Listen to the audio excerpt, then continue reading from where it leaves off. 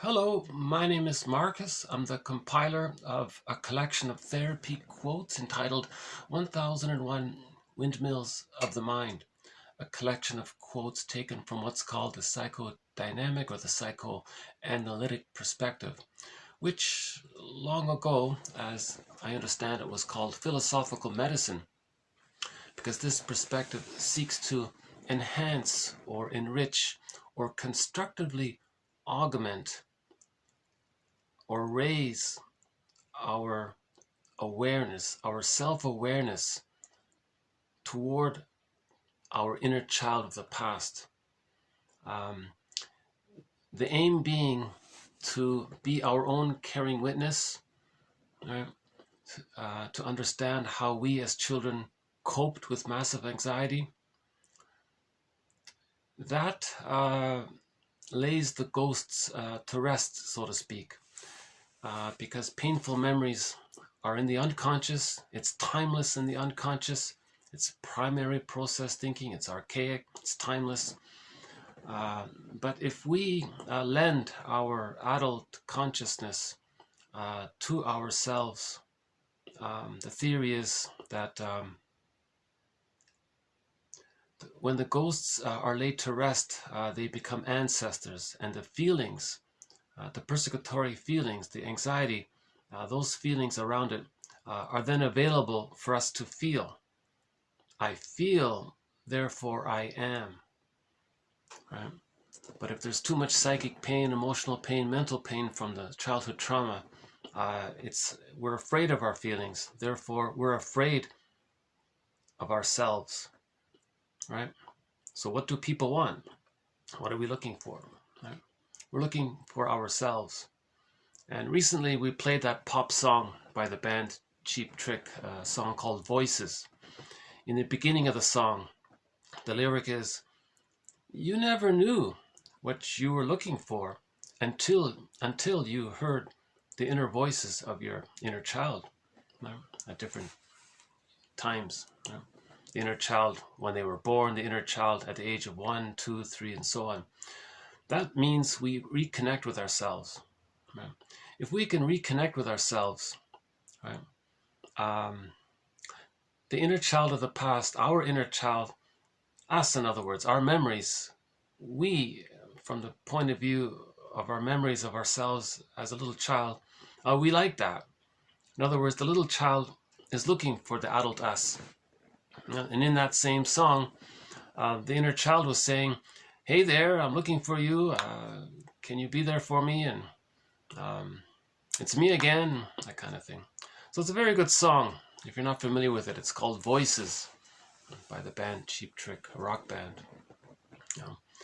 I never thought I'd be playing songs by that band, but we've played two of their songs, that one and one called Dream Police, in reference to a quote that came up about a month ago, which said that, I didn't know this, but apparently in the 60s, at cocktail parties, people would make jokes about the policeman in the head, the inner critic meaning. And this band wrote a song about it. The police, the Dream Police, they called it. They bother you, they follow you, they go wherever you go, there they are. And they even joke that when they go on tour, traveling to different cities, they say, the Dream Police, they're here in this city.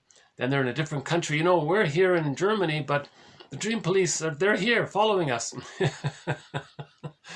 So wherever we go, our inner conflicts will faithfully be there. Burglar has a zinger. He says, if you have a problem in your marriage, don't think that leaving your mate is going to mean that you're leaving your inner conflicts. Your inner conflicts will faithfully follow you into the next relationship. So look at the inner conflicts, and then you can save your relationship. We'll have a quote by Burglar coming up in this video. So this perspective, one metaphor is, I like Charles Berg's metaphor. He says we want to unpick the threads of a traumatic script and use those threads to weave a new, healthier script. The general consensus is that by the age of 5, the neural networks are laid down, things are pretty much set. But if it's set based on trauma, it can bother us for life unless we look at it. So the psychoanalytic perspective is this attempt to look at it, to be our own caring witness. That loosens the threads of the script, and then we can make new choices and weave a new, healthier script. Right? Part of this process is to recognize what's called defense mechanisms. By the way, let me comment. This is part 1 of 2 due to storage limitations. This video is part 1 of 2 of TQ therapy quote TQ 2052 to 2058. So there'll be a part 2. I don't think I'll be able to get all of this in 90 minutes. So we'll do as much as we can. When the video suddenly cuts out, I'll see you in the part 2. So let's see how much we can get in this video. So yeah, part of the process of being our own caring witness, of self-reparenting, of healing ourselves, right? So this perspective in pop culture sometimes is called self-reparenting. If we weren't parented properly early on, well, what would a good parent do? If we are now the good parent to ourselves, what would we do? Well, we got to understand and help the child, us, heal, and then resume development. So yeah, part of this process of self-reparenting is to look at what's called maneuvers of the mind or operations of the mind. The jargon is defense mechanisms, sometimes simply called defenses, psychic defenses. This means that the baby adopts mental gymnastics to distract themselves, to delude themselves, to reverse things around, to do something in the mind to make the baby not feel the pain of mother's misattunement, mother's malattunement, her absence, her unavailability. Maybe the mother's in a bad mood. How does the baby deal with a lot of this? So he adopts maneuvers of the mind. Right? Now, each maneuver of the mind or defense mechanism is a thread throughout this series.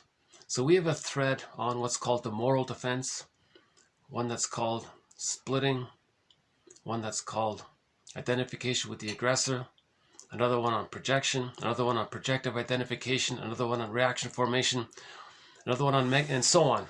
So each of the major defense mechanisms that the baby adopts is a thread. Now, most of these defense mechanisms, ideally all of them, but most of them are really meant to be existential hearsay by the age of 3. Right? If the child has a secure attachment style, meaning the love outweighs the frustration, the child no longer needs these emergency self-delusions and self-denials and so on, compartmentalizing things, splitting things, accepting one side, denying the other side, flipping it around. Right? Things are wildly exaggerated. The infantile megalomania is still preserved. A lot of this babyhood psychology can evolve. This archaic, right? In this video, we'll add a new jargon here. The concept of the archaic. But so we want to make the unconscious conscious. We want to make the archaic or the primary process thinking and shift the energy in there into secondary process thinking. That's the adult conscious modality, which is available when the child, which becomes available when the child is loved. But if the child isn't loved, they're too much in a panic, stressed mode. Right? Prejudice comes from there, and all of these difficult personality patterns come from there. So the overall kind of guiding, I guess the guiding light throughout this project, 1001 Windmills of the Mind, comes from our mentors. So William Fairbairn, Melanie Klein, and Margaret Mahler, and James F. Masterson, who synthesizes the work of the first three, of those three. That's developmental object relations theory, called the Masterson approach. Yeah. Plus the work, that's sort of the mind side, theoretical mind side of all of this, psychoanalytic perspective, developmental object relations theory as synthesized and explained and exculpated by Masterson. The gutsy side is sort of by Edmund Burglar, right? And sort of the heart side of it all, the compassionate side, the most humanistic, holistic, heartful, feelingful side of it all is from Karen Horney. So that's sort of the six main mentors throughout this collection of quotes. I feel constantly connected to myself when I even think about the mentors a little bit more. And Robert Bly sort of makes a guest appearance as well. He has a lot of humorous metaphors about healing ourselves.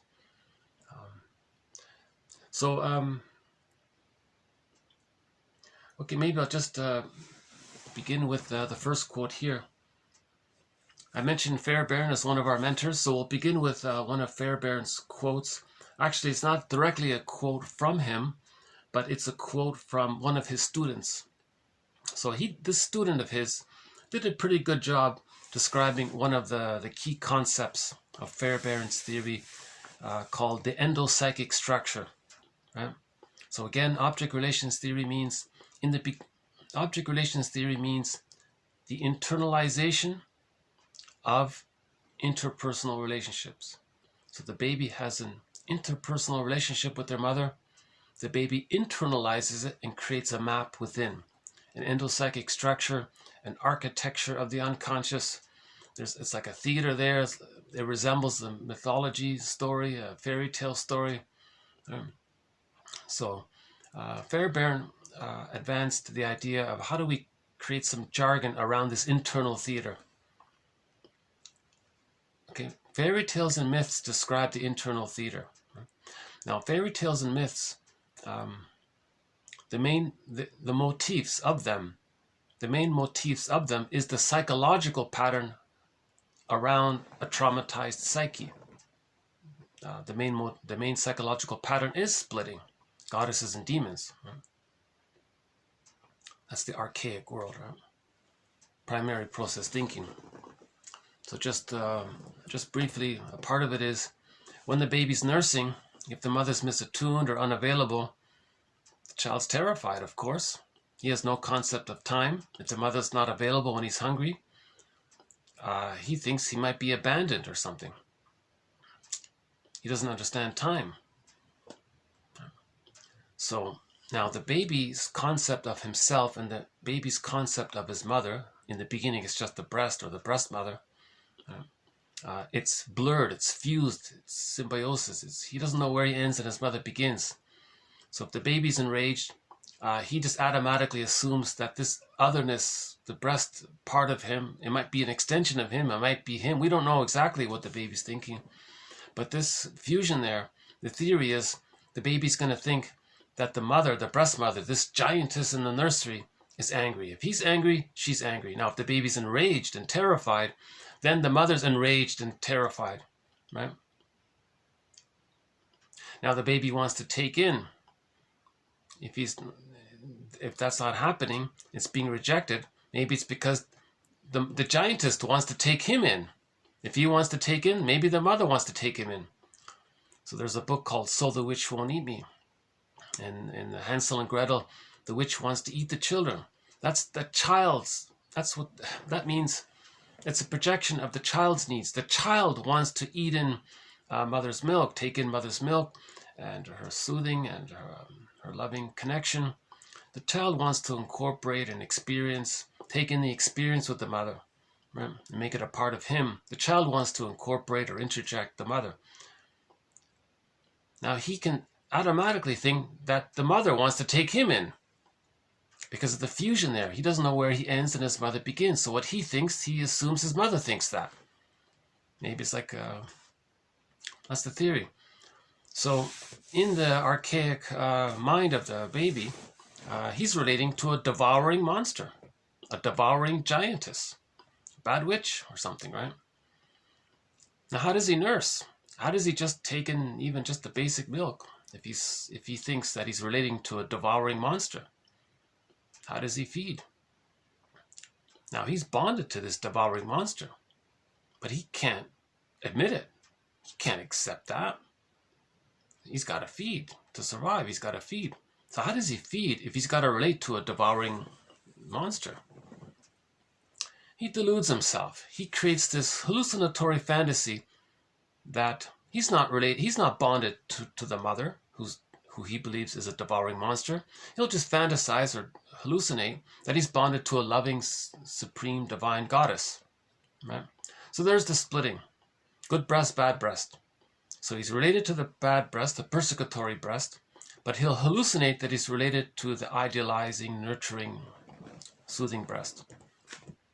This is a temporary maneuver of the mind the baby adopts within the first 3 years.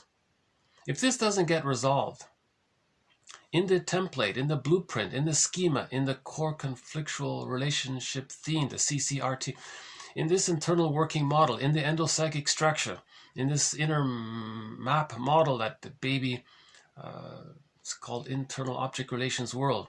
In this internal object relations world, it's going to have this concept, the mother is either a goddess or a demon. And then later on, they project these from the unconscious fantasies. They become unconscious fantasies now. These unconscious fantasies influences the person's thoughts, feelings, attitudes, philosophies, etc. In later life, they're going to say others are either idealized or devalued. So greater, so amazing, most amazing, and they're very animated about how great they are, world's greatest mom, those kinds of things. Or they're the worst, and they go very extreme like that. Yeah. That's called splitting. Now, in reality, they deny one side and accept one side, or they accept the other side and reject the other side. The splitting means they're kept apart and they're wildly exaggerated. This comes from the emotional unconscious fantasy, the archaic perception that the baby created and imprinted into their brain. Right? The model is like that. Solani explains it. It's as if, metaphorically speaking, the baby thinks there's two mothers. The persecutory, devouring mother and the loving mother, which is made up. Right? Now there's some truth. The mother is partly satisfying, but she's mostly frustrating when she's misattuned. Right? But the mother isn't two persons. That's the issue. The baby thinks there's two people, but it's not. The reality is, it's this verdict of reality that makes healing so difficult. It's this verdict of reality that makes bringing the two sides together. The reality is that the mother was just a young woman, maybe confused about her role. Maybe she didn't know that if the baby's removed from her at the beginning, that she'll lose her hormones, and then when the baby's returned, it doesn't allow her to feel attuned to her baby, and then she's going to be frustrated. What does the baby want? I don't get it. And she's frustrated, and the baby's crying, and then she gets angry at the baby. What a mess! You know, it's very traumatic for the baby to be relating to a refusing, frustrating, rejecting mother. Now the mother, why was she misattuned? Okay, we have a thread on this, so I won't go into it here. But we have a thread in this series that runs throughout, a collection of quotes stringed along regarding why a mother might be misattuned to the baby's needs. Why doesn't she follow the rhythm or the message of the baby? Why is she missing it all the time? Right?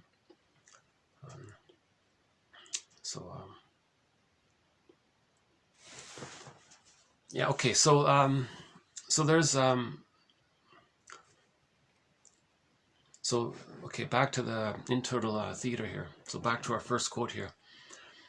So let's talk a little bit about Fairbairn's theory about the endopsychic structure. Okay, so splitting is the main the main motif here, or the main psychological pattern. Again, myths and fairy tales are metaphors for internal dynamics. Myths and fairy tales describe the internal endopsychic structure, the internal world. Right? Myths and fairy tales describe the endopsychic structure. In Burglar's model, he uses a courtroom metaphor as a metaphor for the internal model. That's a different approach to it. Maybe we'll look at it a little bit here today, but generally speaking, the main motif, mythological fairy tale motif, is the splitting, the goddesses and demons. That's the baby's perception of his mother, goddess and demon. Myths and fairy tales describe this. Myths and fairy tales were created by storytellers to help people heal if they were traumatized. But everybody has it to some degree, and everybody can revert to it under extreme stress. Right? So even though a child is loved, he gets a secure attachment style. Let's say the child is loved, gets a secure attachment style, but then he enters into a very difficult environment where there's a lot of stress. He may temporarily regress to the old, but that's not really his makeup, but he can access it if he has, but that's not really him, you see. So under stress, we can all temporarily revert to the babyhood way of thinking. Now, the purpose of religion, by the way, is to promote the babyhood way of thinking, because in religion you have the goddess and the demon, keep it apart. Right? Now, why does religion promote the baby archaic way of thinking? Right? Because the purpose of religion is to create the prejudiced personality. The prejudiced personality, the conditioning people to have the prejudiced personality by promoting goddess and demon thinking, that leads to the us and them. Right? The us and them is how some get others to do all the work, and that's the plunder system. So religion is a tool of the plunder system. Right? So we have a thread on, actually not our main thread, we have a sub-thread which is connected to our main thread on the psychodynamics of prejudice. There's a sub-thread on the sociological factors that contribute to prejudice. And one sub-thread of that sub-thread of the sociological factors is how religion promotes splitting. Yeah? Because the sociological side is part of the plunder system. Right? Created 10,000 years ago out of the new serotonin we got from new inventions and discoveries. We got all the serotonin. We panicked, then we pillaged. So we created prejudiced personality in order to pillage. So religion was invented to promote non-healing. Because the theory is, when they invented the pillage system, they removed the babies from the mother. That traumatized the baby. Okay, immense shame for the baby, immense anger. He'll identify with the aggressor. Okay, that's the us and them already, right? That takes a bit of time to go through that. All babies are born with I'm not okay.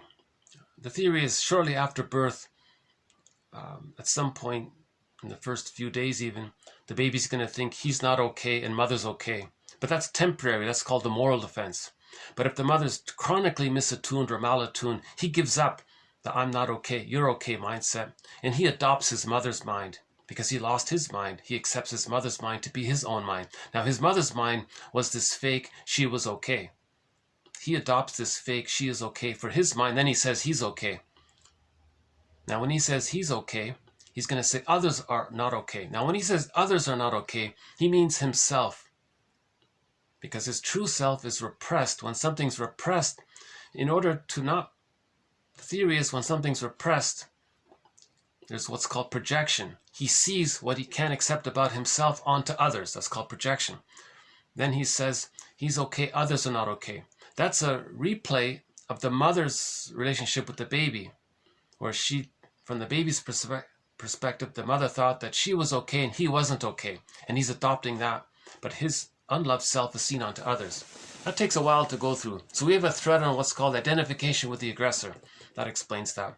That leads to the prejudiced personality. Right? Now, the psyche is always trying to find healing. Religion says, no, don't heal it, keep it. Right? So religion, so if the baby has an insecure attachment style, okay, the internal theater is split. Yeah? Image of the other, are broken up. The image of the self is broken up. Right?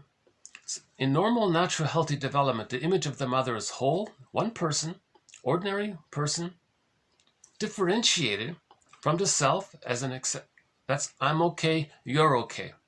But in psychic trauma, it's not like that. There's no whole object relations. The soul is too fragmented. Myths and fairy tales describe a traumatized, fragmented psyche. It's too chaotic and archaic, and Alice in Wonderland, things flip around. Remember that babies doing mental gymnastics to survive the anxiety. So they can say one thing, admit one thing, deny that thing, believe one thing, and not believe it the next second, double think, reversal. It's just so, right? Rationalizations add to it. So let's begin here then with this internal working model. This is a pretty good quote describing a very key component of Fairbairn's theory about this internal theater. Right? In other words, we're going to add some jargon to what a myth or a fairy tale is. So this next quote is going to describe a key feature, a key motif of myths and fairy tales. We're going to try to be a little more objective with the jargon. Again, Robert Bly, our occasional mentor who pops in once in a while, he says, forgive psychology for its jargon. Just forgive it. Jargon is an approximation.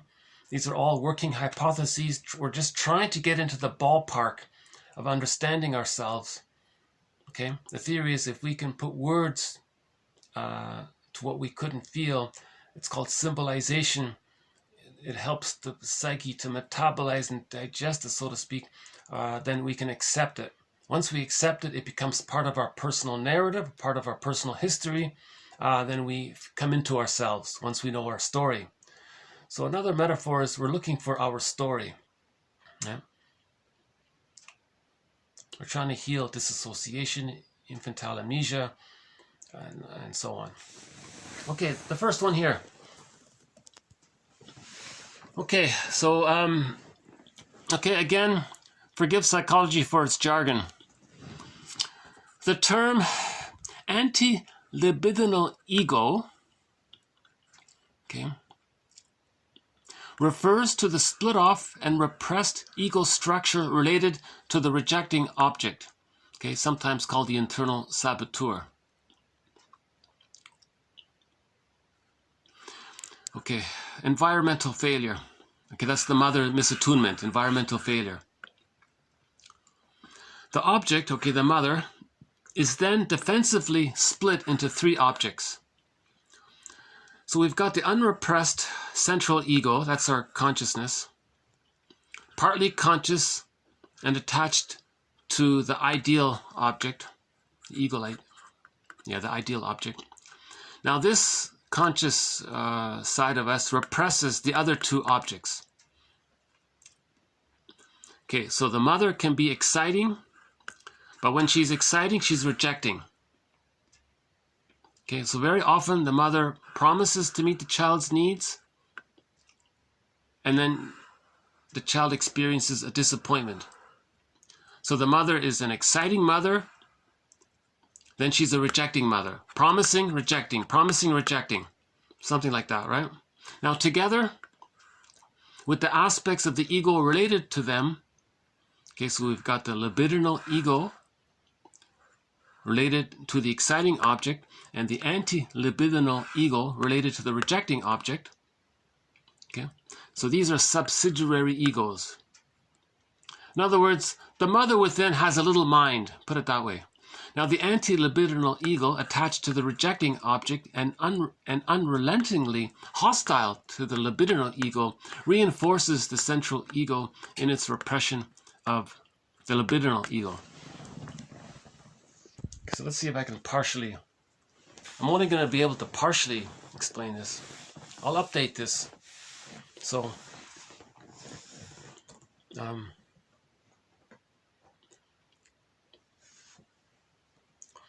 the baby's relating to a mother, right? The times when she is satisfying, okay, the child is going to have a cluster, a consolidation, an amalgamation, a bundle of memories of when the mother was satisfying. That's called the internalized, that's the internal good object. It's a part object. So a part of the mother is loving, linked to a part self that feels loved. Okay, that's a relational unit.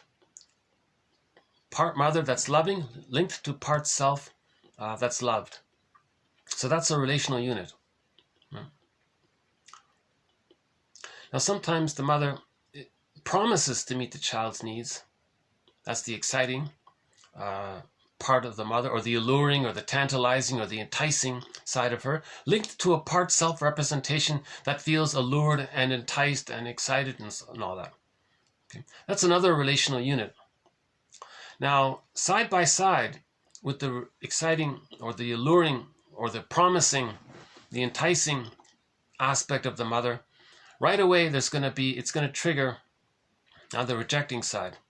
Right? So the mother, so there's a cluster of memories of when the mother was unavailable. Masochism calls it, she withdrew her libidinal supplies. She withdrew her love, linked to a part self that feels shamed by it. Now, so these are, so far there are 3 relational units. Yeah. Okay. The part other that's loving, linked to a part self that's loved. So let's use Masterson's now. He calls this RORU, the rewarding object relations unit.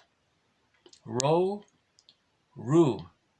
Okay, the rewarding, the mother was rewarding, satisfying, rewarding, object relations unit. Now the reason Masterson says rewarding is because when the child's traumatized, that's when the mother's loved. Like when the child is disappointed, then maybe the mother comes in and says, oh, there now, here's some chicken soup. But when the child wanted to be himself, he had a wish, he had a need, it got rejected. So the mother isn't totally rejecting. She only satisfies the child after he's been disappointed. So that's rewarding object relations unit.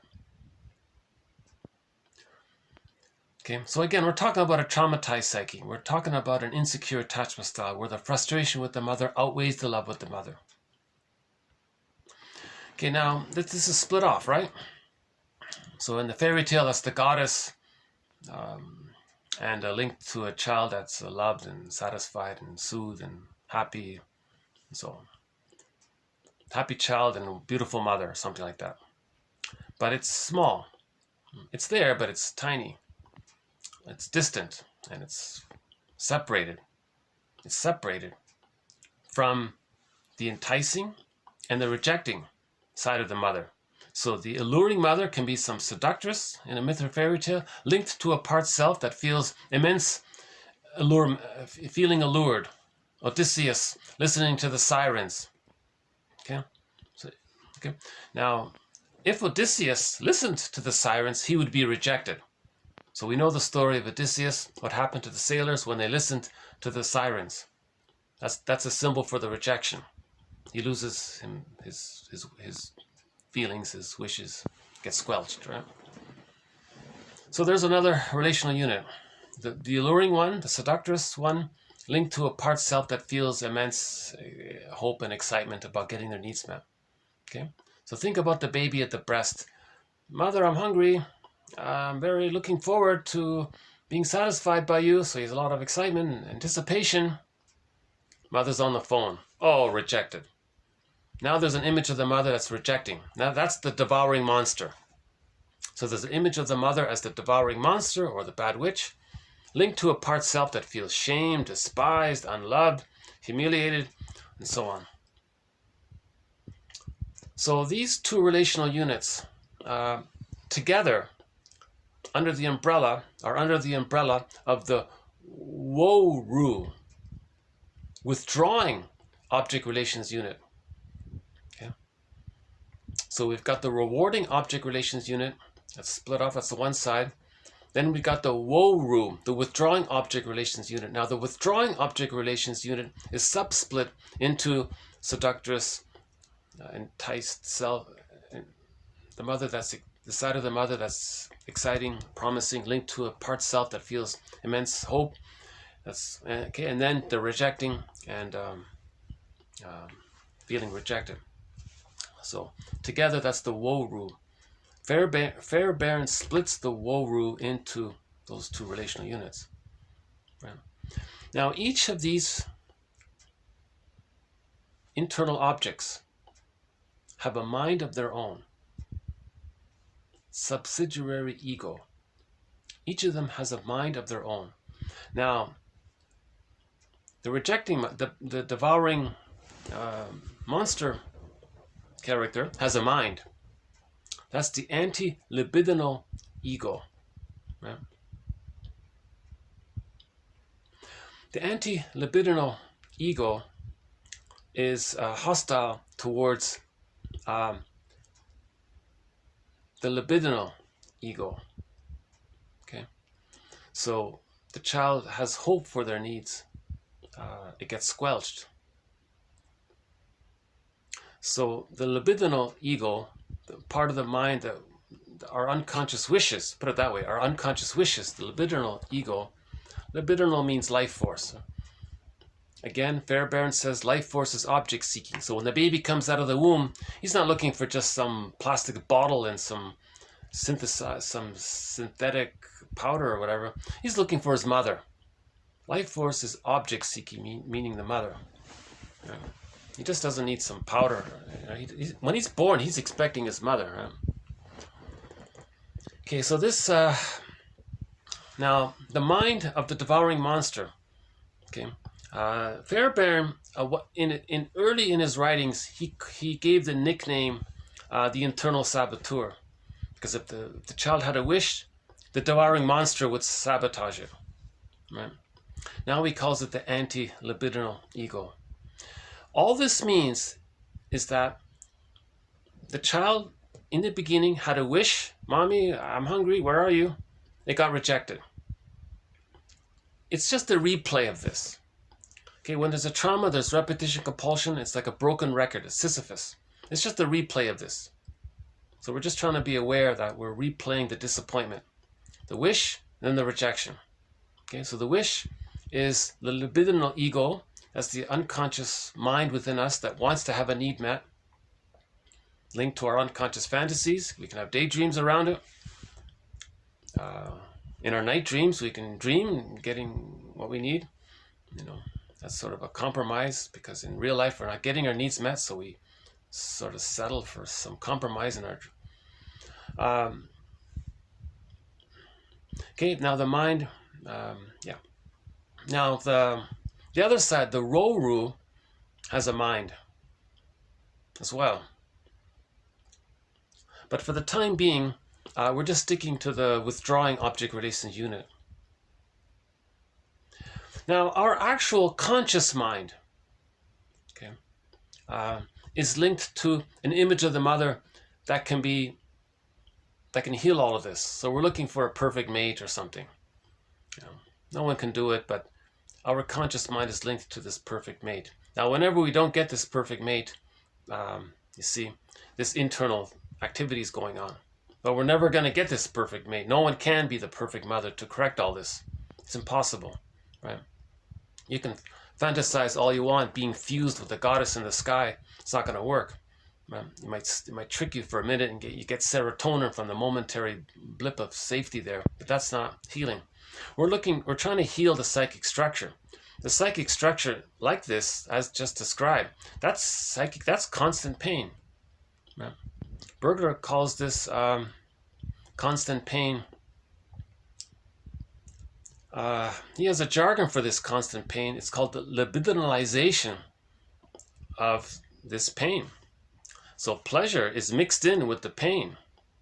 Okay. So this is that leads to self-defeating behavior later on, or unconscious guilt, and feeling guilty for being successful or doing something that makes you happy, and you feel guilt because we're stuck in that original disappointment. So the mother disappointed the baby, and we're stuck there. Now the child wants to do something about it. Now he may protest in his life, but it's a pseudo protest. But that distracts him, and it preserves the original core conflictual theme. The original wish got rejected, but he'll do some distracting activity, and that's like a compromise formation where he's reliving the disappointment because he's stuck there, and he's doing some dysfunctional activity, thinking he's going to try to somehow master the original trauma, but he's not looking at it, so he's like Sisyphus, right? At the same time, our conscious ego is meant to observe our dysfunctional repetitive behavior, because what we're doing is a mirror for all this. So Bergler's model, these Fairbairn's model, Masterson's model, these are all mirrors to describe what's going on. It's describing how we as babies coped, okay? What we did in our minds when the mother was on the phone for too long, or unavailable, misattuned, or she had a chip on her shoulder, wanted a boy instead got a girl, or vice versa, whatever issue was going, whatever, we're not looking at that side of it yet. We have another thread in this series on what's called the Jocasta style of mothering. That's a huge thread, so we're not looking at that. The psychoanalytic perspective, we're trying to understand, okay? The French proverb is, to understand all is to forgive all. Okay, so let's understand ourselves first. Actually, I just came across a French book. The whole book had one main message. It was about prejudice. You know what the book said? It's called The Stranger Within, I think. I only skimmed a part of it, but I think what the main idea was, everybody has a stranger within. So here's Robert Bly's mentor, a metaphor. Our true self, our golden ball, our potentialities, our gifts, so much our feeling self, our aliveness, so much of who we are that's given to us at birth. We lose it by the age of 5. And the metaphor is, it gets put into this bag, and we drag this bag behind us all of our lives. And of course, we're hoping to get it back in. Yeah. Now, everything that we put in the bag, okay, our true self, our feeling self, it's like another person in there. So this is back to that Lichtenstein painting. It's called The Stranger Within. Let's see if I can dig it up here. Is that it there? Yeah, this one here again. So this is the stranger within. So this is his bag. So this guy here, that's his bag he drags behind him, so to speak. Okay, so it's more alive here. It's got a mind of its own, right? His feeling self is here. So if he's Odysseus, this would be Penelope. Penelope is a symbol of his feeling self. His aliveness of affect is here. His feelings is here. You see? So this is sometimes called a stranger within. Okay, so Robert Bly quotes a few poets. He says, there's someone living my life, and I know nothing about him.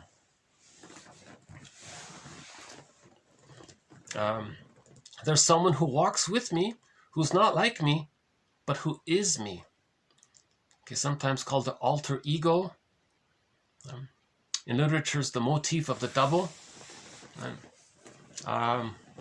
I mentioned an example with the actor Henry Winkler. When he has permission to tap into his repressed confidence, he plays the role of the Fonz. That's his alter ego. But in real life, he's not like that. But he's able to get in touch with it, and he has permission to role play it. So he can role play something that's denied in him. That was the Fonz character. And in WKRP in Cincinnati, that comedy from the 70s, I think. There was one episode called Dr. Johnny Fever and Mr. Tide. So his regular personality is this cool rock and roll disc jockey for a radio station, but he got some incentive to play a cheesy a Herb Tarlek kind of character, right? So when it's an interesting episode, yeah. So that was Herb Tarlek was sort of the Mr. He's the cold, calculating, ambitious, slightly psychopathic kind of person, right? So Johnny Fever kind of tapped into some of that, and then no one liked him when he did that. He lost all of his friends, and then he finally snapped out of it. So he somehow tapped into that repressed material. He didn't integrate it really. He just let it up, and it expressed itself. But that's just for him to be aware that there's unconscious pain. It's not meant to act it out. He's meant to realize that it's there, and then to heal it. So ideally, a therapy process would be, the metaphor is you have a dialogue with it. So in KRP, and if there were an updated, if they redid that episode, I can imagine Dr. Johnny Fever having a conversation with Riptide. That was the one, right? So it would be like in Happy Days, or let's say we create some other story where Henry Winkler meets the Fonz himself, and he's got to understand it. This is the motif. So in literature, it's the motif of the double character. In The Student of Prague, showed that theme. I'm a little cloudy on it myself, to be honest with you, as I think about it. So I'll have to update that one.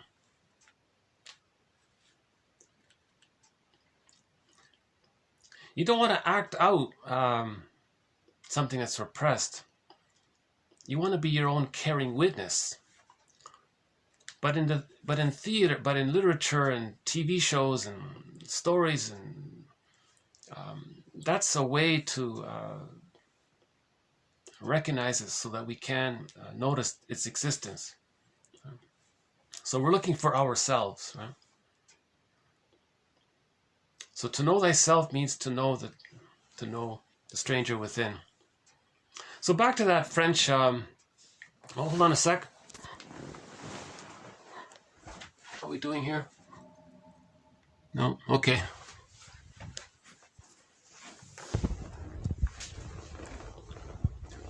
Just quickly, I think what she was saying in that book called The Stranger Within, or something like that. It won some award, a big award. I only skimmed like a glimpse of it. The English translation is very muddled. It's going to take a while to sort through that, but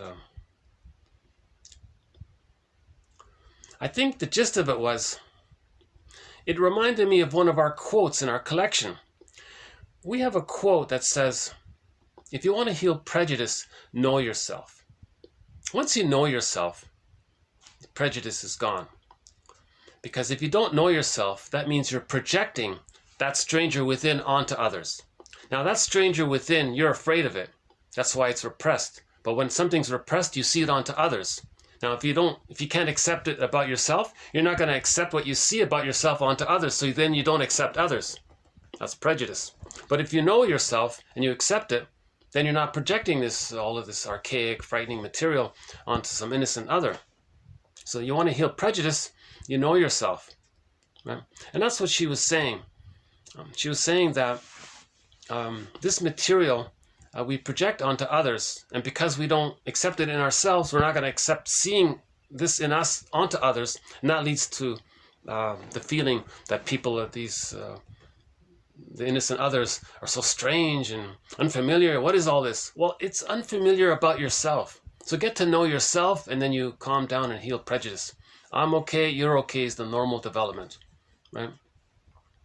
There's no real mystery. We're all Homo sapiens. We're all the same human family. They're all the same species. We're all the same persons. We're all the same. All we got to understand is a little psychology, meaning understand how each person copes with babyhood trauma, right? the plunder system creates immense amount of trauma all around the world. Victims of the plunder system are very traumatized. They're very traumatized. You got to look at how they coped with trauma. That's all you got to do. Understand how each person should understand. I think the quest is for each person to understand how they dealt with childhood trauma, and then we understand how, then we apply that generally. Everybody deals with childhood trauma. So then you look at what are the needs of the baby. He needs symbiosis with the mother, fusion with the mother. He needs to be seen by the mother, held by the mother, soothed by the mother. He needs to feel that he's accepted by the mother. He needs a little play with the mother and safe, creative play with them. He needs some learning with the mother. If he gets all of that, it's called a secure attachment style. Then he's connected to himself more. But then what about the sociological factors? There can be a lot of stress in the environment because of the plunder system. So you look at these various aspects. That's it. In each person, look at the two aspects. How did they cope with the first 3 years? And then how were they brainwashed past the age of 3? And then you realize we're all Homo sapiens dealing with these two things. We're dealing with our psychic structure, and we're dealing with some conditioning. Jane Elliott says, the system conditions people all the time. That's it. So we're all Homo sapiens. So if you want to heal prejudice, understand yourself. That's why that French book got a major award. Because I think she poetically tried to explain this. She said, now if you don't like the word stranger within, you can call it the foreigner within. Then you see a person you don't know from another place, not a foreigner. Now already you're already having that kind of like fear element to it. That's because it's because whenever you have that emotionality, it's because this emotionality is denied within yourself. Remember, our emotionality is in the bag. It's the Firebird and the golden ball. It's the Penelope's in there. Ithaca's in there. So it's in the bag. The hero's journey, or the second journey, is to reclaim what we lost in childhood. We lost a lot of who we really are by the age of 5. I think it's required listening. Listen to Robert Bly's audio material about the shadow. Read his little book. It's a tiny little pamphlet. It's really just a pamphlet. It's called A Little Book on the Human Shadow. Or better yet, the audio is widely available. Listen to the 4-tape audio set about the bag. Listen to his material about shame as well. And giving the gold away one. Because the gold and our positive traits are in there. And then we over-idealize others. Because that's our lost gold. So we project the unloved self onto others, but we project our loved self onto others. Our lost golden traits we see into others and over-idealize them. That's called the golden projection. Projection is the means of bringing repressed material to consciousness. Recognizing repetitive behavior is a mirror to communicate how we're being like Sisyphus. Sisyphus means there's trauma. We're stuck, frozen in childhood pain. Again, when in the story of the Odyssey, when Odysseus went into that unconscious scene called the hell scene, symbol for the unconscious, he saw Sisyphus in the underworld. He looked into Sisyphus's face and he saw that it was his face. That's a symbol for how each person is repeating a frozen moment in childhood trauma time, where the endopsychic structure, the blueprint, is this fragmented internal theater, right? You got the exciting, promising side of the mother. It has like a little mind. It has hope to get your needs met. So there's the libidinal ego. It's got the rejecting side. That's the rejecting ego, internal saboteur. So whenever you have a wish, there's the memory of how it got rejected. Now the pleasure from the libidinal ego and the pain from the rejection, they get mixed up in there. Now this is the core issue called psychic masochism. It's called the libidinalization of pain, or the libidinalization of guilt, shame, I think one guy calls it the libidinalization of your own anger bouncing back at yourself, right? Because you're angry and internally from the re-triggering of the original, because you internalize mother's rejection. Now that's a part of you. Now you're rejecting yourself. That's the internal saboteur. So you rejecting yourself is blurred in with you wanting something. Okay, that's called psychic masochism. And how do we deal with that? You know, that's Bergler's theory. That's Bergler's big question.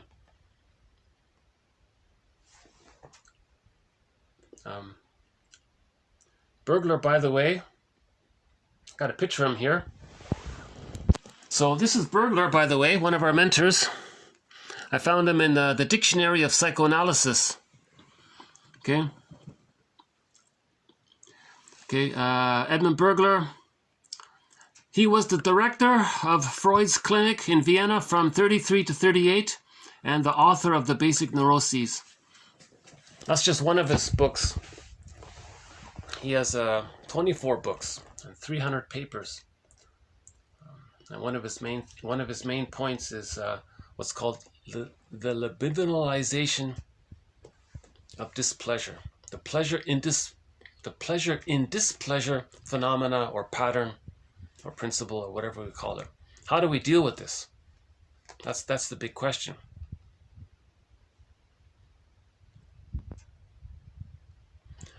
So a person is going to have to find some kind of compromise. How does he express some kind of wish while knowing it's going to be rejected?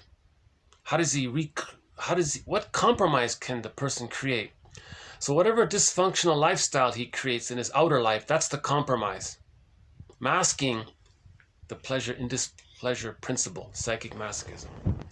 Now in pop culture, in the 50s, Cosmopolitan and all of the popular magazines that were out there in the 50s, when Bergler wrote for the general public, he didn't use the term psychic masochism. He used the phrase injustice collector. You're recreating disappointments. You're disappointed now the person thinks an injustice happened to me, and then he recreates it. So that's his dysfunctional living. So dysfunctional living is the injustice collecting. That was his approximate attempt to interest people in the public. But when he wrote for the professional journals, he used the jargon psychic masochism.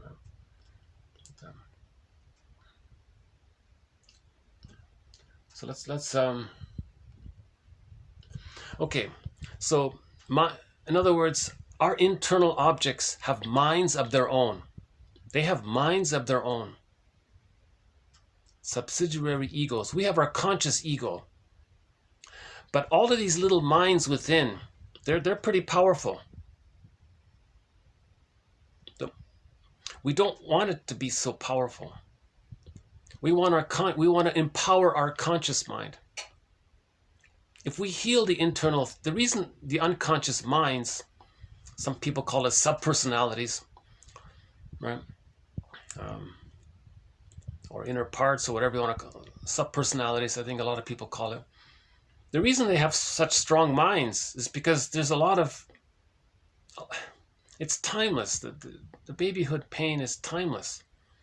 So, and it's living constantly this fairy tale, mythological epic down there, and it's constantly this it's like an inner battle in the unconscious. Now the psyche seeks healing. So the unconscious ego is going to get the person to project any one of these characters onto people in the present, to recast, to replay the childhood scene somehow, to see if they can get a better outcome. But it can't be done. That's the thing. A person can be prejudiced their whole lives. It doesn't heal the internal theater. The idea is that prejudice is a mirror for the internal theater. Prejudice represents the splitting. Right? Prejudice means you're projecting either the shamed self onto others, and then you identify with the aggressor, and you do to others to communicate what was done to you. The mother was negative towards you, then you're negative towards others because you want to communicate that your mother was negative towards you.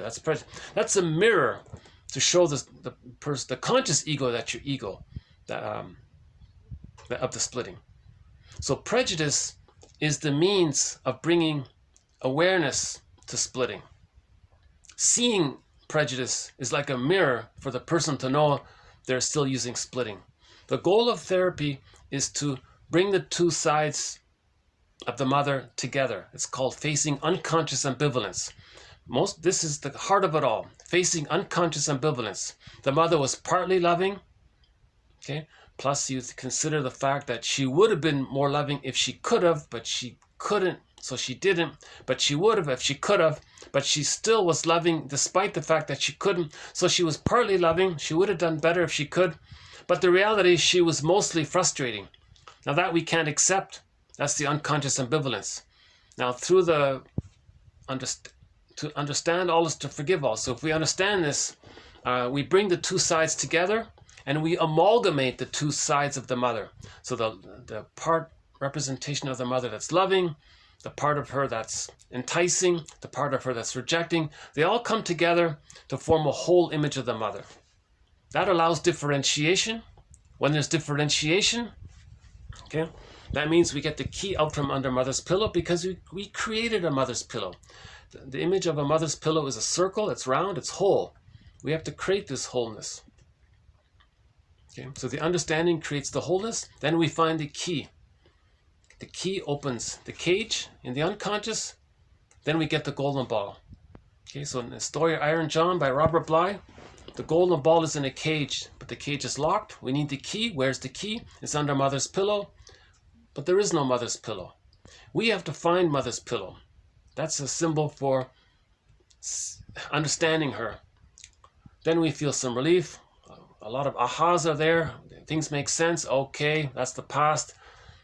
Existential. She was stuck in her existential dilemma, and she was a victim of the plunder system, and there was a lot of stress in the environment. And then you move towards seeing the two sides of her, and have some kind of appreciation. There's a lot of sadness will come up, anger will come up.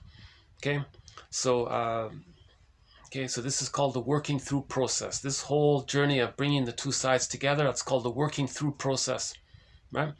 Then when you work it through, you find the key, unlock the cage, you get the golden ball. That's finding the I. Once you find the I, huge. That's the psychological birth. Man's main task is to give psychological birth to himself.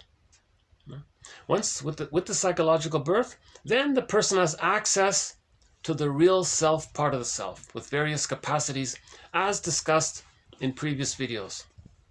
The real self part of the self allows the person aliveness of affect. That means they can mourn losses. Remember, if a person doesn't mourn losses, they can become a curmudgeon late in life. A person needs to differentiate. The psychic structure needed for mourning is to differentiate, to have a self. If you don't have a self, you can't mourn losses, because if you mourn a loss, you feel like you're losing yourself because you're fused with the other. So you can't mourn any losses because, right? The baby's fused with the mother. If the mother's not there, the child thinks he's not there. So you can't mourn losses. To mourn losses, you need differentiation, right? So understanding the mother allows differentiation. Seeing that she's a person in her own right, she's an ordinary person. She has wishes and needs. She's a feeling. She has feelings. She's a person. She's a fellow member of the human family. She's a person. Okay, she's a fellow member of the human family. She's a person in her own right.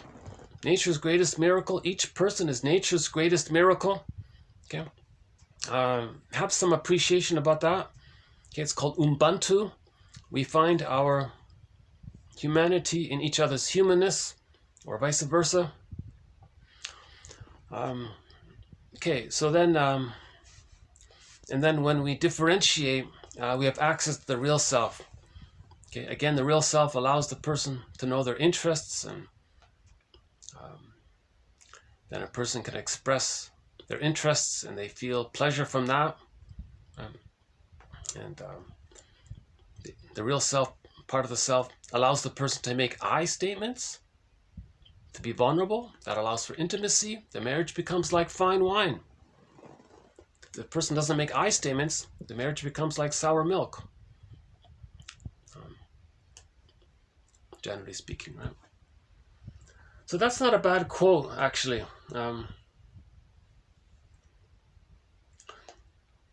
This quote is the most concise. Quote is the most concise condensation of Fairbairn's core theory. I think there's much more to it, but this is really, so this one here, TQ 2052. I highly recommend that quote.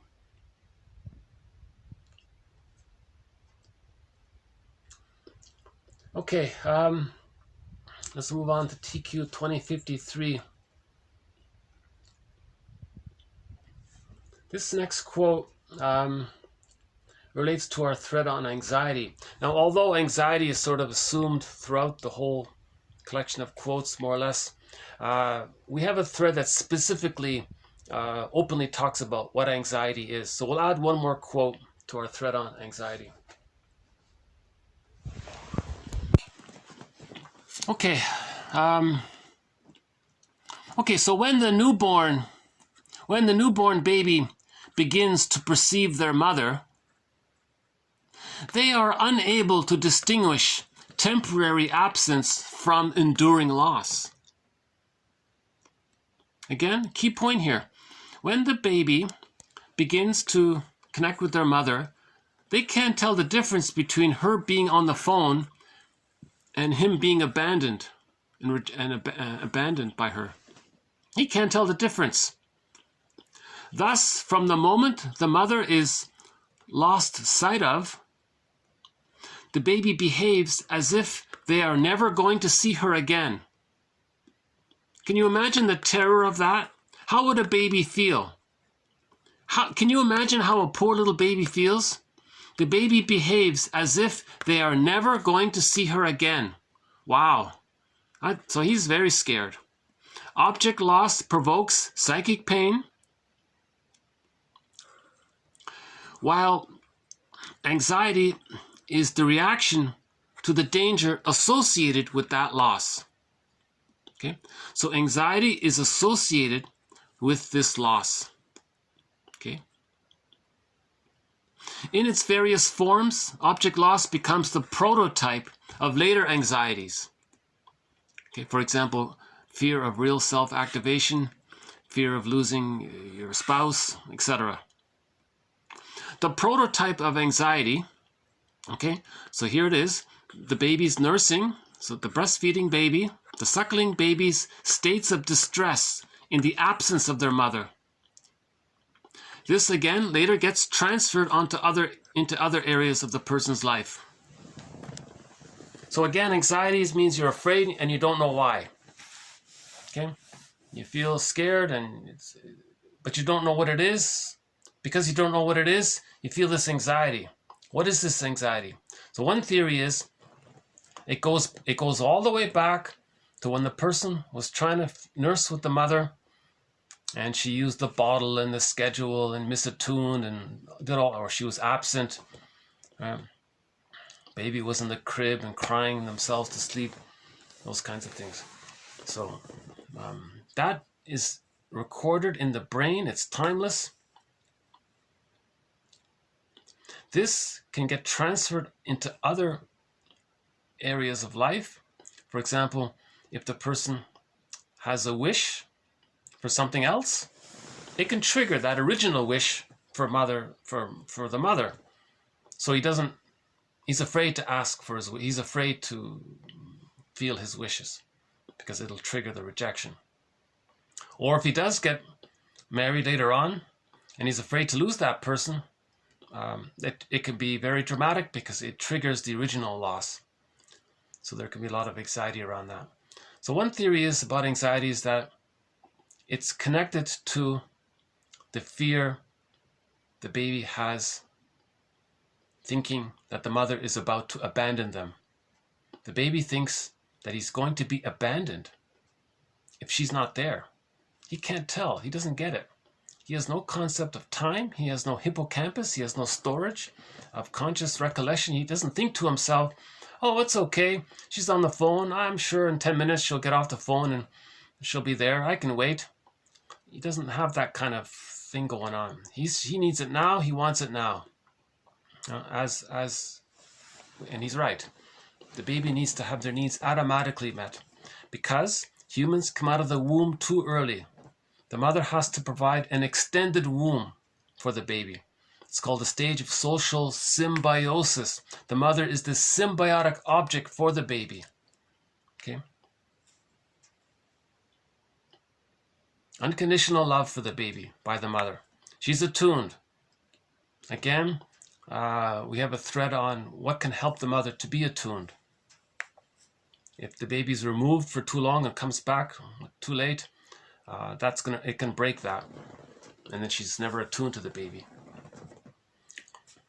Some mothers can find it. That's great. That saves the baby. Their psychological health is saved. Some others can't find it. They have an insecure attachment style. It's a relational trauma, developmental trauma, fixation. They're going to become like Sisyphus, frozen in time around this area. And then they're going to spend the rest of their lives seeking distractions, seeking a dysfunctional life to replay the disappointment. They're going to be prejudiced. See, prejudice means they're negative towards innocent others because they want to communicate to their mother in the mind that when they were a baby, they were innocent to the mother, but the mother rejected them. So they're going to reject others to communicate that when they were a baby, they were rejected by the mother. So Bergler says it's as if he's trying to show the mother up. Anybody with prejudice, what they're saying is, look at what my mother did to me. Really. They're actually trying to communicate unconsciously how hurtful the mother was towards them. So they're going to project their hatred onto innocent others and say how bad they are because they want to communicate their false belief that they came up with, their existential conclusion that the mother was on the phone too long and how they felt about it. That's all it is. See, all we have to do is understand some of this stuff. And I think we're on our way, in a positive direction. I hope this collection can make a contribution to the self-awareness movement. And Wilson calls it the moral revolution, where we heal ourselves, the Know Thyself movement, mythopoetic movement, self-reparenting movement. Bergler says, you're responsible for that bag. It's your bag. You're carrying it around. You're responsible for it. So you got to get to know it and reintegrate it. Now, if you want to be happy, well, you better look for that golden ball. Oh, it's locked in a cage? Okay, fine. I need the key? Oh, okay. Where's the key? Okay, forgiving the mother. How do you do that? Well, you got to understand her. Okay, let's do that. So these quotes can help to understand ourselves and the mother. Then we find the key, cage, unlock the cage, get the golden. That's sort of Chinen calls it the second journey. So what I've just described is called the second journey of midlife. Okay. So Chinen provides 50 psychological interpretations of middle tales. Robert Bly as well in Iron John. A good follow-up to Iron John is Chinen's work. His 4 books. Once Upon a Midlife. This one here. In the Ever After. Beyond the Hero for men. And Beyond the Princess for women.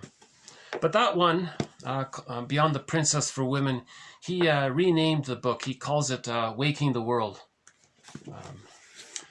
I think he did it because when women find their voice, they wake up their world, and it even wakes up others around them, and that kind of thing. Waking up their world. So women are looking for their voice at midlife. Men are looking for their feelings at midlife.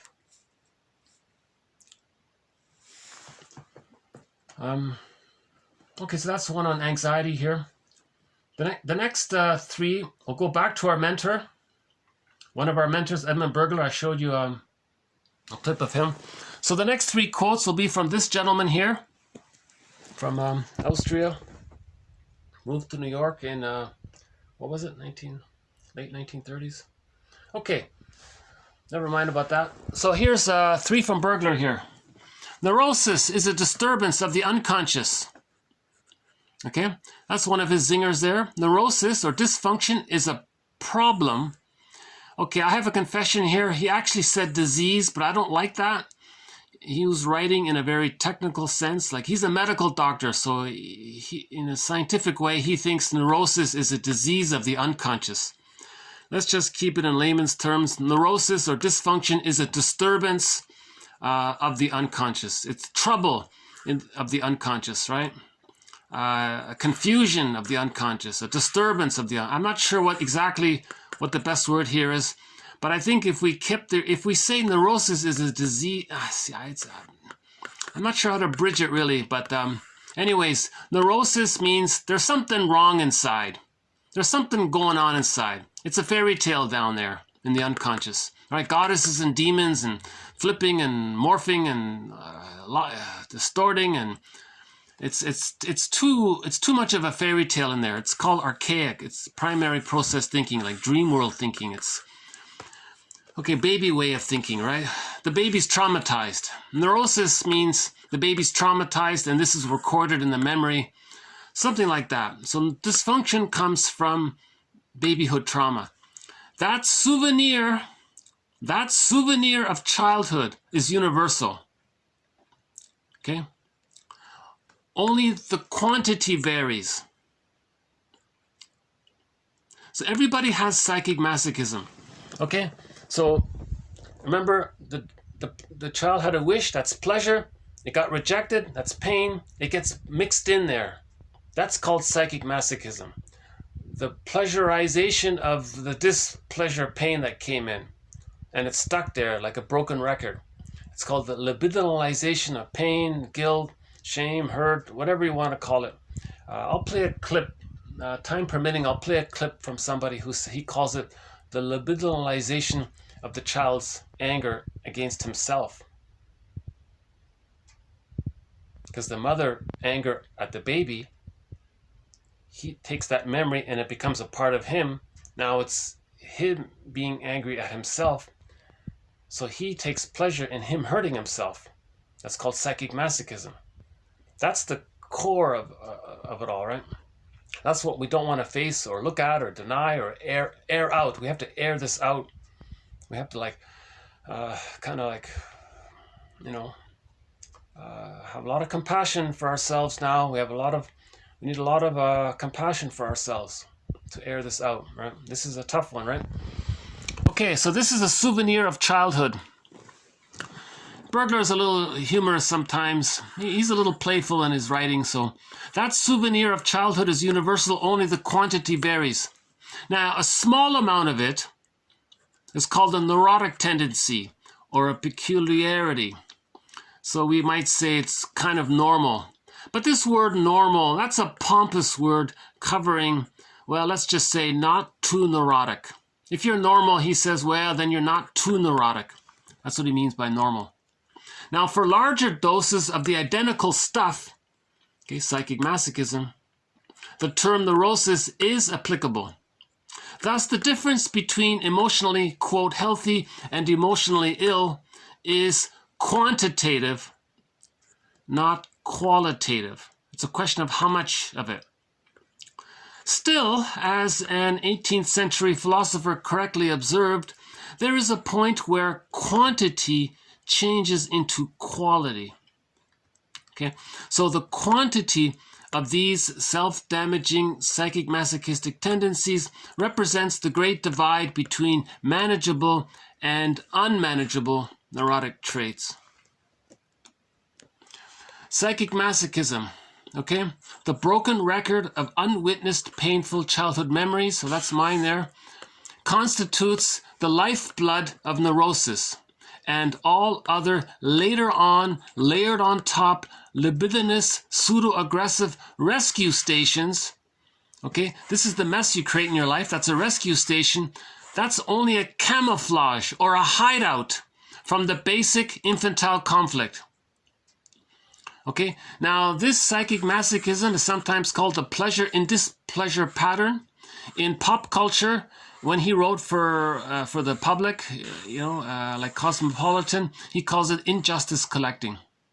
Analysis of psychic masochism does not tend to invalidate the established rules of analysis, For example, analysis of transference and resistance, the use of free association, analysis of dreams, the working through process, the mourning process, connecting actual conflicts with the past, making the links between the past and the present.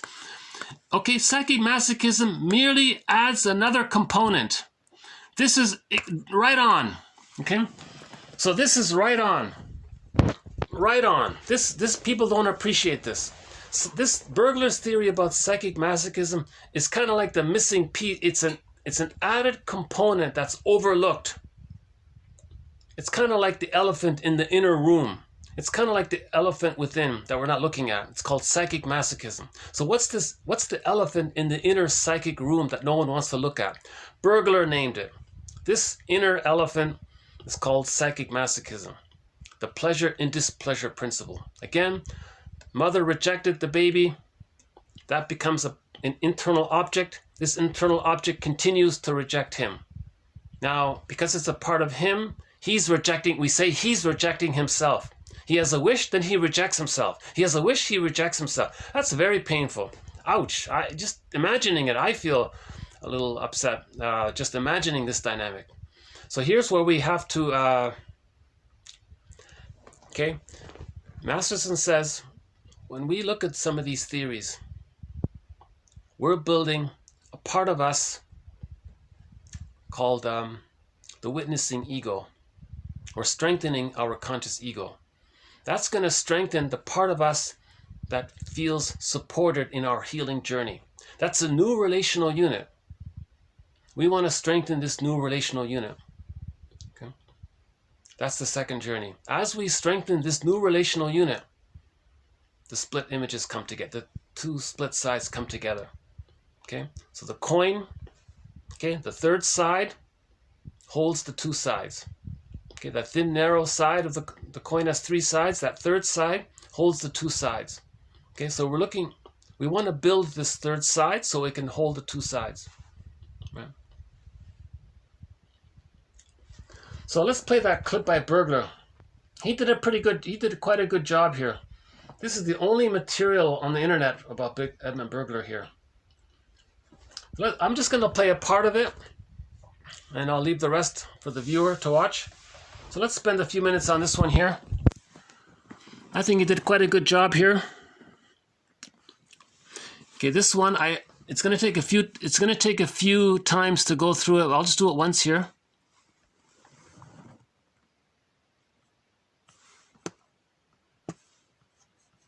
Edmund Burglar, an Austrian Jew, read Freud's interpretation of dreams while still a young man and decided to become a psychoanalyst.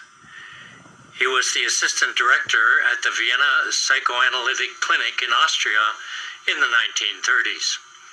In 1938, he immigrated to the United States, where he worked as a psychoanalyst in New York City until his death in 1962.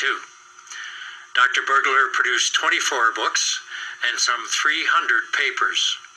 During the 1940s and 50s, his articles and papers appeared regularly in professional journals and popular magazines. But in spite of his impressive body of work, most graduates from psychotherapeutic training schools have never heard of him.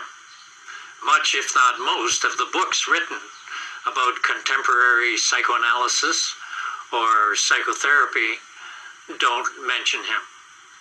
There's very little information about him on the internet. It seems as if he's just vanished, disappeared.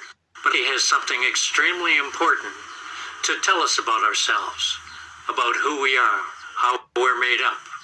And that's why we posted a website about him and why we're doing this video. So let's take a look at Burglar's work. Burglar extended the genetic and clinical picture as developed by Freud.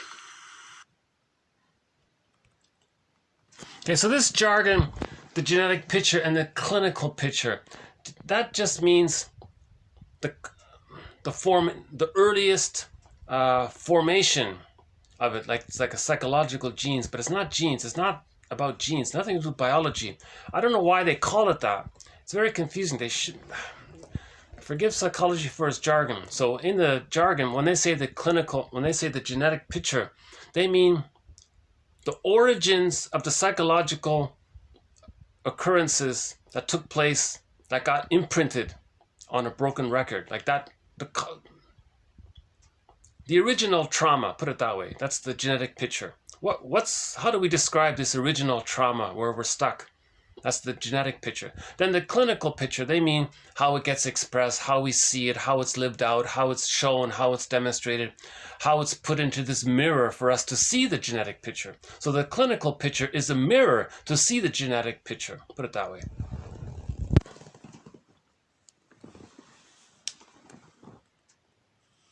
We begin life as what Freud termed an instinctual, or id, entity, consisting of three primary drives: megalomania, libido, and aggression. Okay, that just means, libido means life force is object seeking. So the baby comes out of the womb, he's looking for his mother. Okay, hopefully this video is going to cut out very soon. So I'll see you in part 2 when it does.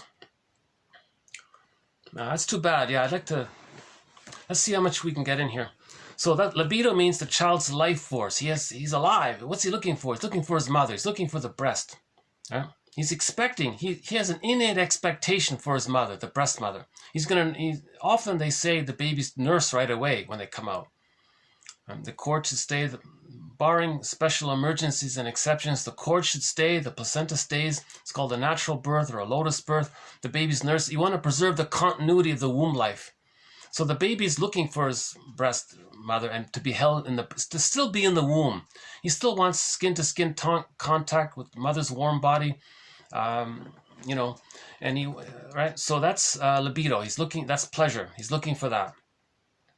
Now, the second one here is megalomania. All babies are born with infantile megalomania, thinking everything is about them, meaning they think they're a little god. When they're in the womb, everything around them is to serve him. In the extended womb, the breast is just there to serve him. Everything around him is to serve him. He's a little god, magician, magic sorcerer, right? So on, right? This is there up until the age of 18 months.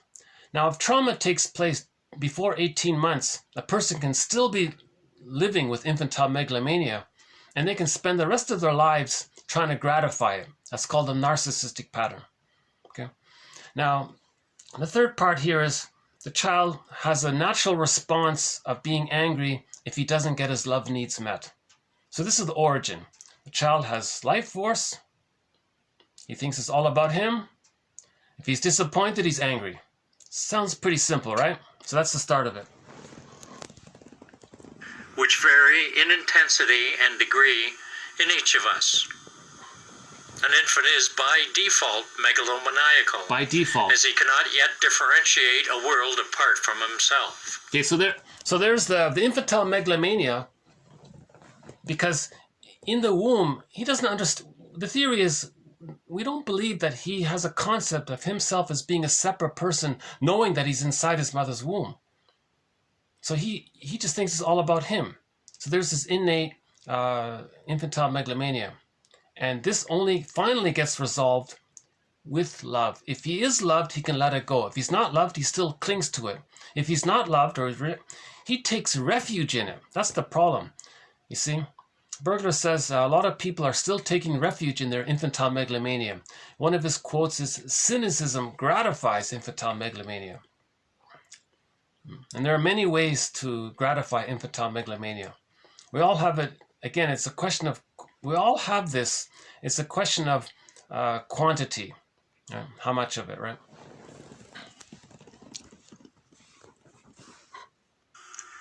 Through libido, the pleasure drive, he seeks satisfaction. If that satisfaction is not forthcoming, around food, for example, he reacts aggressively, reaching out, crying, biting, arms and legs flailing about, and so on. But if the aggression is not satisfied instantly, the drive rebounds, turns inward against the child. But this too causes the infant displeasure. Bergler claims that at this point there is a very unique occurrence. The self-aggression is libidinized, thereby seemingly resolving the infant's difficulties by turning displeasure into pleasure. Okay, so there. That's what I wanted to show you. That part right there at the 3-minute mark. That's it right there. Right? He explained it very clearly. It got blurred in. The pleasure. He got angry. Where does the anger go? Remember, he internalized his mother's rejection. It's now a part of him. Now he's angry at himself. He's doing to himself what his mother did to him. So he has the pleasure. So it's all blurred there like that. So now the pleasure is mixed in with the displeasure. Now in later life, how would he supposedly want to deal with this? He can't just totally be so violent or against others or something. Like he can't, right? So he's going to find some kind of compromise solution. That's called the pseudo-aggression. Yeah.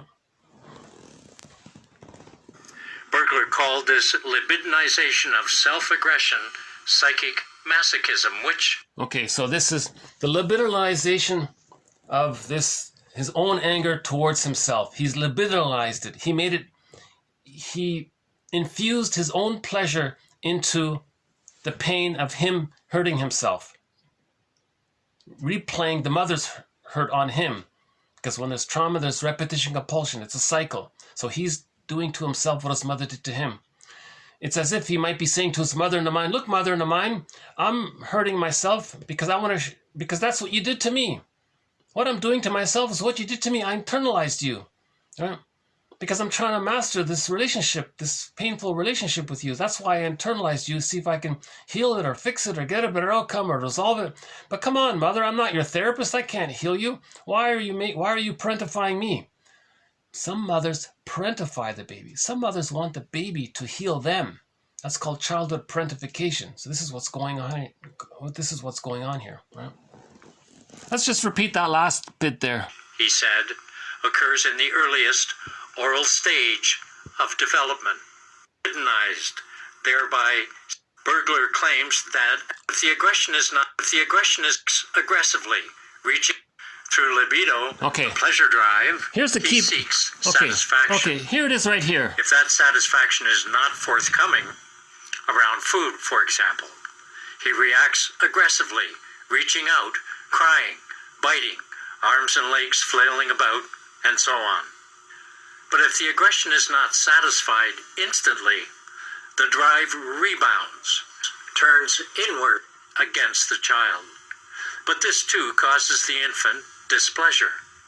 Burglar claims that at this point there is a very unique occurrence. The self-aggression is libidinized, thereby seemingly resolving the infant's difficulties by turning displeasure into pleasure. Burglar called this libidinization of self-aggression psychic masochism, which, he said, occurs in the earliest oral stage of development. Bear in mind, this solution occurs through repetition and conditioning over the first few years of life. Burglar says that nobody can go through the protracted helplessness of childhood without acquiring some traces of this psychic poison. Psychic masochism is a universal human trait. But the infant's troubles are far from over. As he or she grows, a sense of self, an ego, and a superego. Okay, so that's just the first part of it. It continues. The child internalizes parental and societal. And then he goes into the 5. And then the theater, the lawyer metaphor is presented in this. So that's a good one. It's an approximation. It's tough to grasp Burglar's metaphor of the courtroom scene to describe the internal theater. So he has a courtroom metaphor to describe the internal theater. Okay, so normally we use myths and fairy tales to describe the internal theater. Burglar uses a courtroom.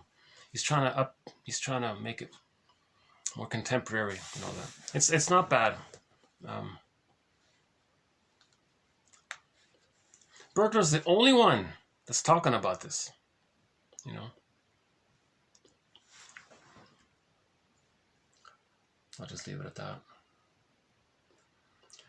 Yeah, my current working, I have an ongoing question mark about why, this mystery about why the books don't include him. People going in for training don't even hear about his name. Why this is going on. My current working hypothesis, my best guess so far, maybe not, I don't know, I'm just guessing around. I think in one of his books called The Writer and Psychoanalysis. So by the way, here's a list of his books here. Right. So there's one, these are his books here. Now in one there's called The Writer and Psychoanalysis. This one here. Okay, there's a book there. Very good. This was his last book, by the way. Curable and Incurable. That's his last book. Very good one. But anyway, in one of his books about writers, I mentioned this briefly last time, but he commented about the ad industry. He thinks that ad men have a contempt for people, humanity. They're lying to people, deceiving people, and they love it. And I think maybe that's the problem. Because the ad industry is connected to the plunder system, right? So in a way, he's trying to teach, because the ad men, they get glee and payment to deceive people and trick people, because they want to communicate to the mother in the mind, look, mother in the mind, you deceived me. I'm going to lie to others to show you that you lied to me. And he's stuck in a negative magic gesture like a loop. Now the ad man would realize this, but why would he? If he's getting $1 million for lying to people, why would he question this? Right? So the ad man, a lot of people have a kind of a neurotic pseudo balance in their lives, where they get to deny the original psychic masochism through their pseudo aggression by spending their lives deceiving others and getting paid for it and getting comforted by it. So they created this pseudo neurotic balance. So they're not going to question it. So they're just going to keep on deceiving others again and again and again, like Sisyphus. Now this negative magic gesture is meant to be a mirror for the person to see that they're lying to others to communicate, for them to see themselves that they were lied to as a baby. But they don't want to do it. They don't bother. They're just enjoying the excitement, the adrenaline. It's addictive, and the brain chemistry is involved, and they're getting money, and they're having fun about it, and they're used to it, you see. So I think maybe this is why Edmund Burglar kind of got maybe blacklisted or something, or they just cut out his books. That picture I showed you, that's from a French dictionary that later got translated into English. This is the only time I've seen any book talk about Burglar. It's this one right here. This is from the International Dictionary of Psychoanalysis. This is the only psychology book out there that made reference to. Can you believe it? If you look in any dictionary, they'll include a whole lot of minor, super minor, trivial little things. You know, somebody's students wrote one article, he'll get an entry, but not Burglar. Burglar is the #1 most prolific author of psychoanalysis direct into the English language. Right? He was the assistant director for the founder of psychoanalysis. Right? Something happened. Yeah, I think it's this ad thing. I think someone took offense to this because the ad companies, that's deeply invested in getting people to buy you know, sugary things, right? And then that keeps people dependent on the brain chemistry around it. But if Burglar's trying to heal people, make you conscious and create these mirrors, people might question and make healthier choices. They don't want that. That's just my guess. I'll update this in the future, but at the moment I'm kind of working on this, that he criticized the PR, advertising, this whole madman, this, wasn't there a show called The Madman or something, this ad, I haven't seen it, but he criticized the ad people because advertising, a lot of writers went to him. He's famous for this issue about writer's block, right? So writer's block is a lot of writers, they're in this pseudo-aggression, but it wears thin, so they get blocked. Burglar wants to explain, I know why you got blocked. I can help you in this. Yeah. What if the ad men came to him? He was the analyst for a lot of wealthy people by the looks of it. So what if a lot of these famous ad people went in and then later they read his book and say, these ad men, you know, they have a contempt for people. He didn't name anybody. There's no, you never identify who he's talking about. But maybe, I'm just guessing. Because this component, it promotes mindfulness, I feel. Right? It makes you question your decisions. Why am I doing this, or why? Right? Is this part of my neurotic pseudo-balance to binge eat now? Why am I binge eating? Unconscious fantasies are coming up. Wait a minute. Unconscious fantasies. They affect my thoughts and feelings. I'm coming from archaic unconscious fantasies. Right? These fantasies could be bundled up. It's called a complex. And you're not aware of the links there. So a feeling comes up. It brings up lots of feelings around us. Then you binge eat. So you look at unconscious fantasies. Okay, the unconscious motivation. Okay, Fairbairn calls it the internal saboteur. The part of the memory of us rejecting us. The mother rejecting us, and then the memory of that, then we do it to ourselves. Because we're still connected to her. We're waiting for mother's love to differentiate from her. The reason the child identifies with the negative, internalizes the negative mother, is because he's got to master it. Now he may identify with her. So the fusion is still there. The goal is to differentiate from the mother. Each person is meant to be themselves, right? Like to psychologically be themselves. They can still live under the same roof, but we're talking about autonomy, psychological autonomy, right?